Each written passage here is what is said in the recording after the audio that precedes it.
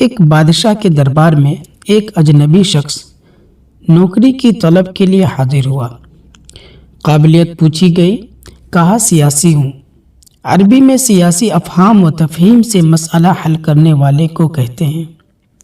بادشاہ کے پاس سیاست دانوں کی بھرمار تھی۔ اسے خاص گھوڑوں کے اسطبل کا انچارج بنا دیا گیا۔ چند دنوں بعد بادشاہ نے اس سے اپنے سب سے مہنگے گھوڑے کے متعلق دریافت کیا۔ اس نوکر نے کہا کہ گھوڑا نسلی نہیں ہے۔ بادشاہ کو بڑا تعجب ہوا۔ اس نے جنگل سے سائس کو بلا کر دریافت کیا۔ سائس نے بتایا گھوڑا نسلی ہے، لیکن اس کی پیدائش پر اس کی ماں مر گئی تھی۔ یہ ایک گائے کا دودھ پی کر اس کے ساتھ پلا ہے۔ سیاسی کو بلایا گیا۔ بادشاہ نے سیاسی سے پوچھا تم کو کیسے پتا چلا؟ کہا جب یہ گھاس کھاتا ہے تو گائیوں کی طرح سے سر نیچے کر کے کھاتا ہے، جبکہ نسلی گھوڑا گھاس منہ میں لے کر سر اٹھا لیتا ہے۔ بادشاہ اس کی فراست سے بہت متاثر ہوا۔ سیاسی کے گھر اناج، گھی، بھنے دمبے اور پرندوں کا عالی گوشت بطور انعام بھجوا دیا۔ اس کے ساتھ ساتھ اسے ملکہ کے محل میں تعینات کر دیا۔ چند دنوں بعد بادشاہ نے مصاحب سے بیگم کے بارے میں رائے مانگی۔ مصاحب نے کہا کہ طور و اطوار تو ملکہ جیسی ہے، لیکن شہزادی نہیں ہے۔ بادشاہ کے تو پیروں تلے سے زمین نکل گئی۔ ساس کو بلا بھیجا، معاملہ اس کے گوش و گزار کیا۔ ساس نے کہا حقیقت یہ ہے کہ تمہارے باپ نے میرے خاوند سے ہماری بیٹی کی پیدائش پر ہی رشتہ مانگ لیا تھا، لیکن ہماری بیٹی 6 ماہی میں فوت ہو گئی تھی۔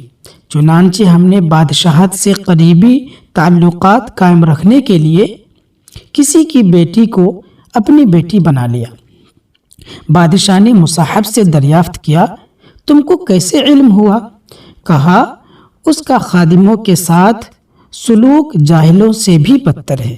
بادشاہ کو اس کی فراست سے خاصاً متاثر ہوا اور بہت سا اناج، بھیڑ بکریاں بطور انعام دی۔ ساتھ ہی اسے اپنے دربار میں متعین کر دیا۔ کچھ وقت گزرا، مصاحب کو بلایا، اپنے بارے میں دریافت کیا۔ مصاحب نے کہا جان کی امان، بادشاہ وعدہ کیا۔ مصاحب نے کہا نہ تو تم بادشاہ زادے ہو اور نہ تمہارا چال چلن بادشاہ والا ہے۔ بادشاہ کو تو بڑا غصہ آیا، مگر جان کی امان دے چکا تھا۔ سیدھا والدہ کے محل پہنچا۔